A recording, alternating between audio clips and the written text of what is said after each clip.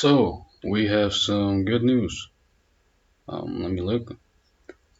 This is the new um, strategy I'm building on, or at least the new refinements I'm making. And this has been the best result so far in like the last couple months, because I was always like losing and losing and taking bad trades, and I couldn't understand why. And I was realizing that I was getting out of touch with the basics, the way things are supposed to be in terms of like structure, demand zones, um, and like the basics. So I went back and watched all the portals, and then I did all this testing. I have to admit I was cheating on a couple of these. There should be a couple more losses in here, a couple more break evens, and a couple of wins might have not been there, but I was just trying and figuring out what works so I could take pictures and post them. But this is what's possible, risking 1% by the way. So if you risk 0.5, it would have been less, but an expected value of like two, close to two, that's pretty good. That's a lot. And yeah, I took some pictures as well. These are the setups. It's basically just I mean, I guess you could say double MB. Let me look. So what I look for is just wait, let me actually go to a setup that I show in multiple time frames. Let me see.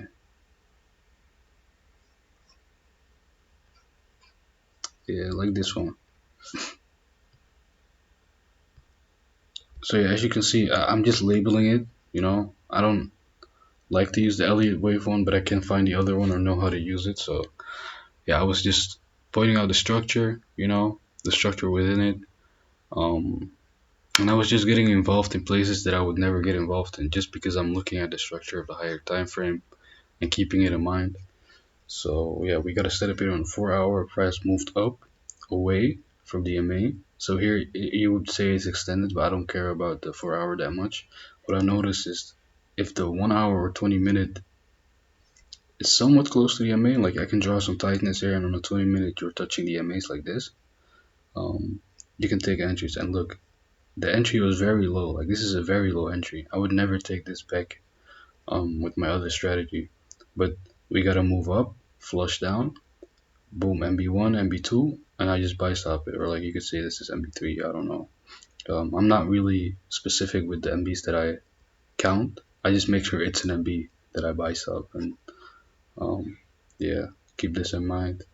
Uh, Preferably along the MA, but doesn't have to be on the 5 minute. Uh, I don't have that much experience on it, like with it, so I'm a bit loose um, with the criteria.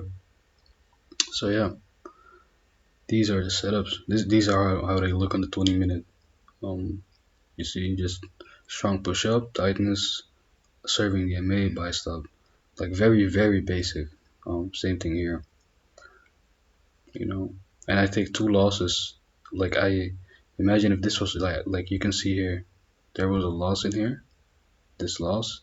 If this one was a loss, I would say okay, I'm done looking for any entries because two losses in one area, I would just say that this tightness space is not gonna move, and I would just cancel it.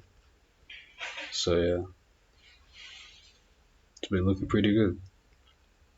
You got the same thing here, and I've been entering very early sometimes. When you look at the daily or like let me see. Can I see that? Yeah, I took a picture. So yeah, look at this one. This one is pretty interesting. So very basic.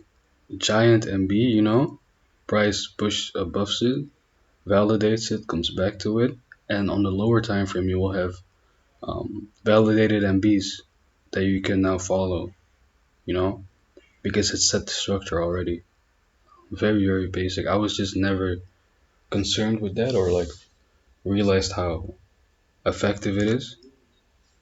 So like you look down on the like the yeah, like here you got an MB breakup. You go to the 20 minutes, you got some tightness.